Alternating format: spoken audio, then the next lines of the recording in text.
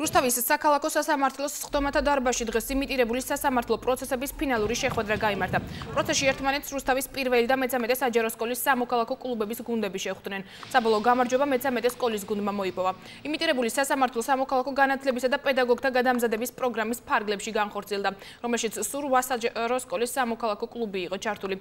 საგრანტო პროექტი კანონი დღეს საქართველოს იურისტთა ასოციაციის რუსთავის ფილიალის საადვოკატო ბიურო ფოჩხუა და კომპანიის რუსთავის საქალაქო სასამართლოს USAID-სა და PH International-ის აქტიური მხარდაჭერით ხორციელდება. აღსანიშნავია, რომ აღნიშნულ პროექტს ქვემო ქართლის რეგიონში კოორდინირებას სიქა უწევს. დღევანდელ დღეს გაიმართა ფინალი, რომელშიც ერთმანეთს შეერკინენ პირველი სკოლა და მე-13 საჯარო სკოლის გუნდები.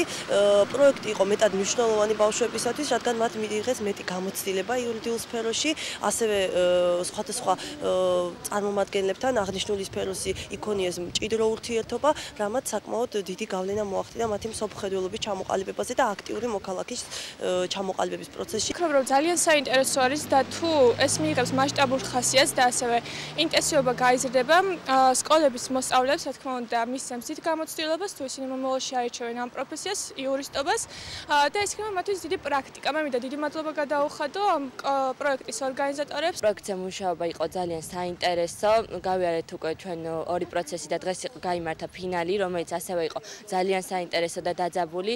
ამ პროექტისთვის ჩვენ ბავშვებმა ძალიან ბევრი ვიშრომეთ, დიდი გამოცდილებაც მივიღეთ.